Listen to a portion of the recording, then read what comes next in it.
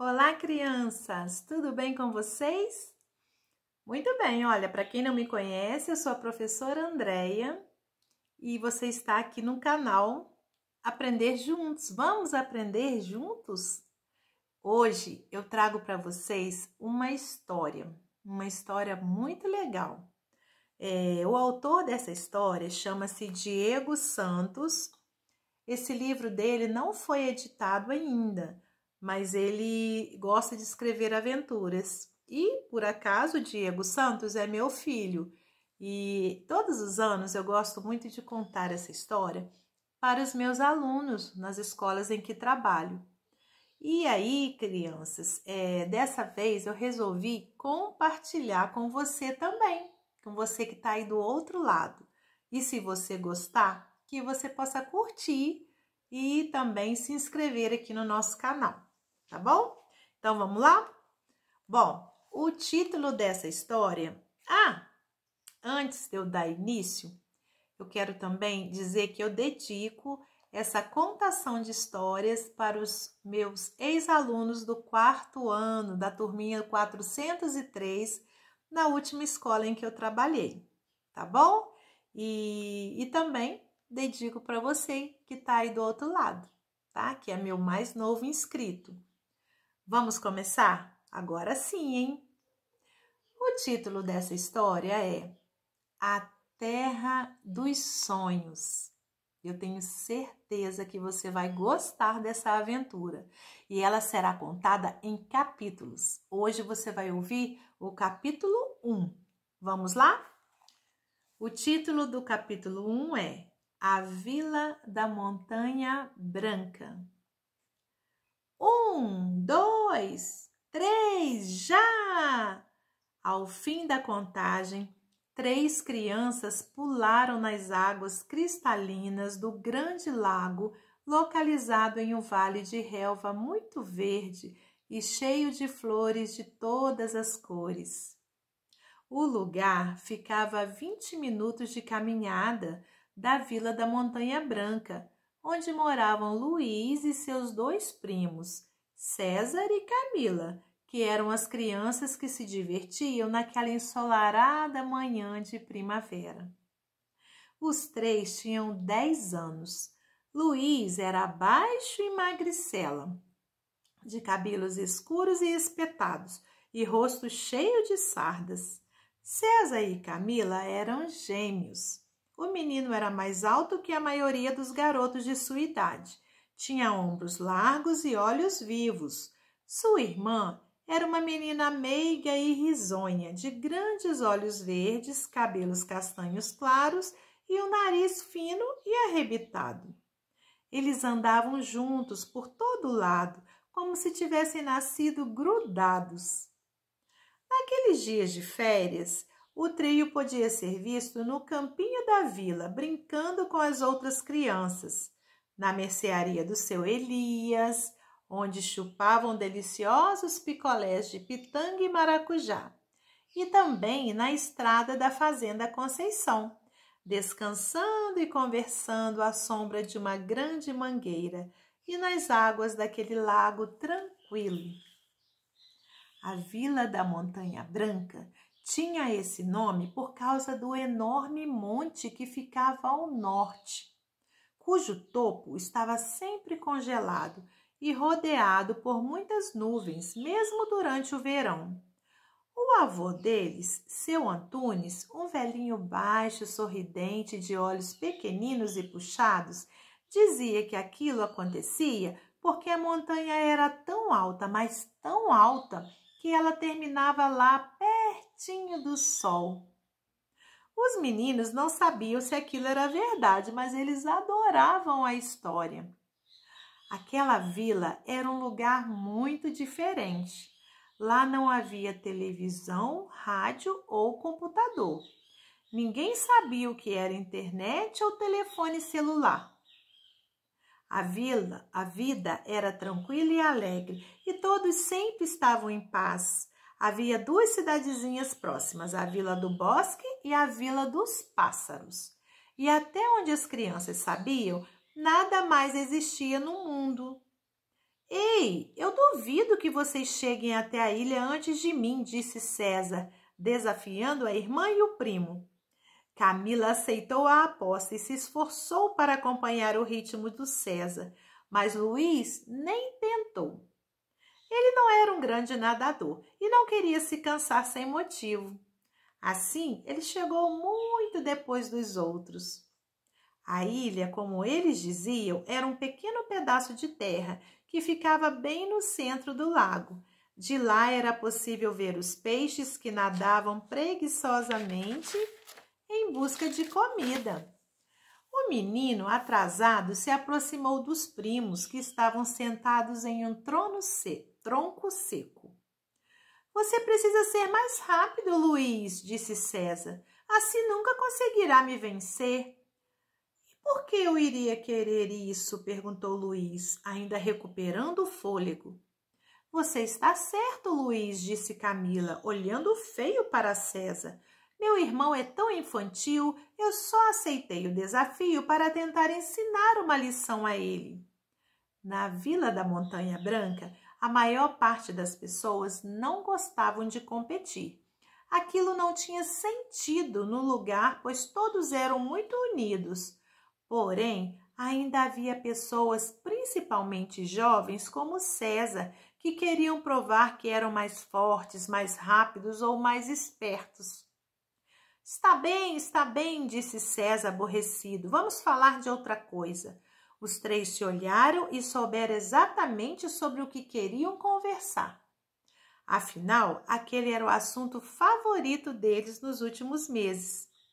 Vocês estão ansiosos? Perguntou Luiz. Eu mal posso esperar, respondeu Camila com os olhos brilhando. Será que ainda vai demorar muito? Não, afirmou César, falando como quem sabia das coisas.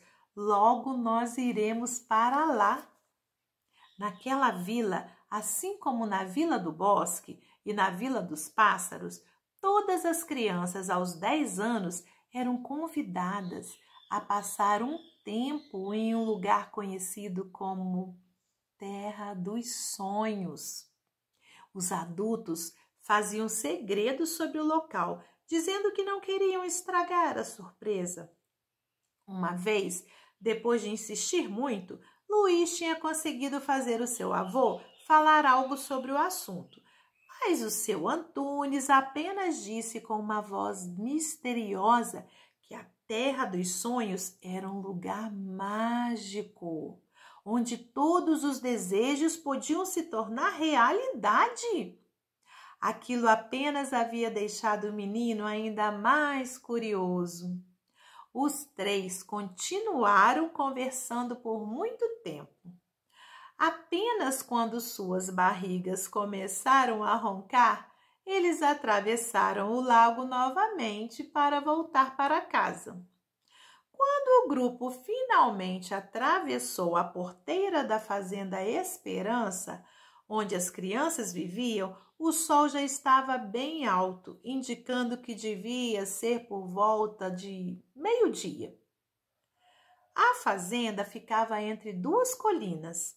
Logo na estradinha de entrada, era possível ver um enorme pasto, onde os bois, as vacas e os bezerros pastavam com tranquilidade e podiam matar a sede em um açude raso um pouco à frente. Havia um pomar com pés de diversas frutas, como laranja, mexerica, amora e goiaba, que era a favorita das crianças. Ao lado ficava a horta, onde a dona Marieta, avó dos meninos, colhia as verduras e os legumes para as refeições.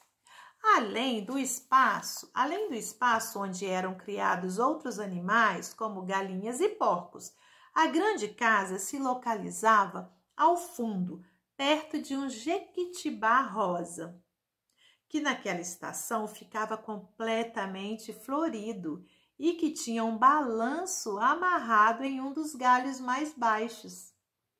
A casa era branca, com janelas de madeira e telhado cor de laranja. Um caminho de pedra rodeado por um pequeno jardim levava à varanda da frente, que era cheia de vasos de samambaia e pequenos azulejos decorados.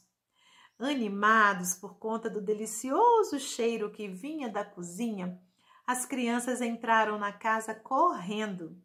Pessoal, nós voltamos, anunciou Camila, atravessando a sala ao lado do irmão e do primo.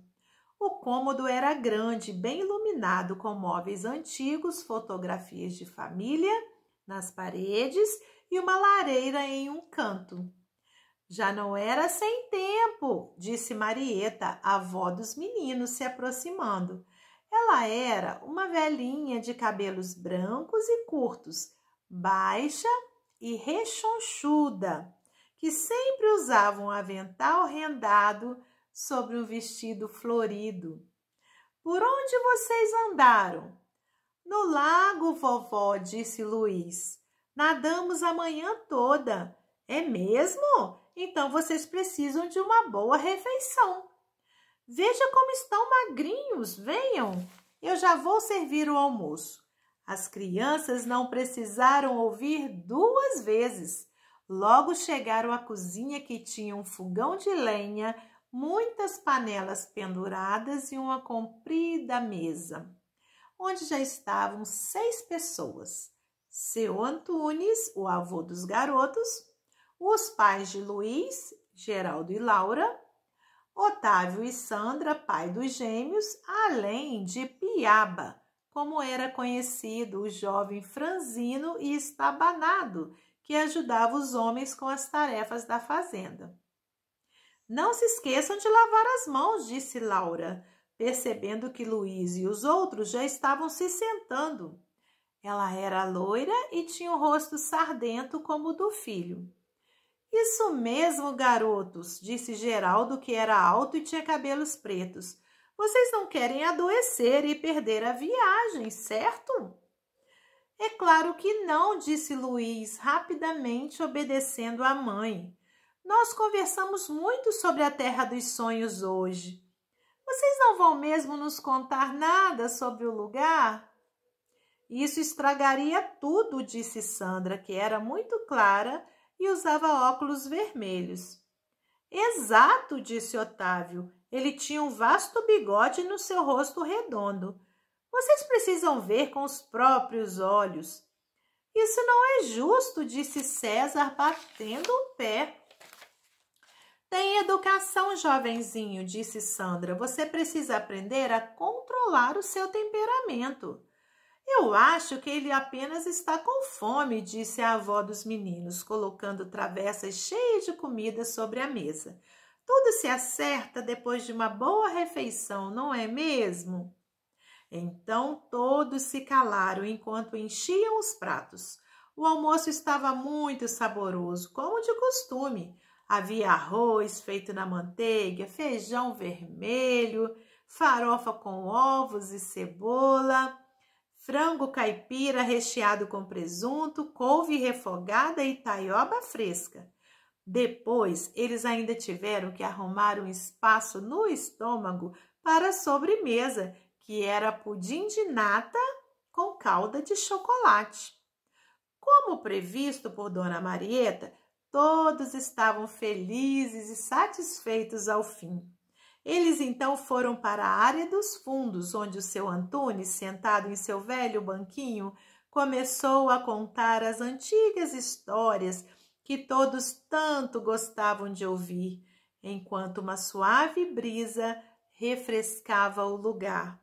E assim, de forma alegre e tranquila, seguia a vida na Vila da Montanha Branca. Até o próximo capítulo. Não perca! Você vai se maravilhar com essa história, você vai ver. Tchauzinho, fique com Deus!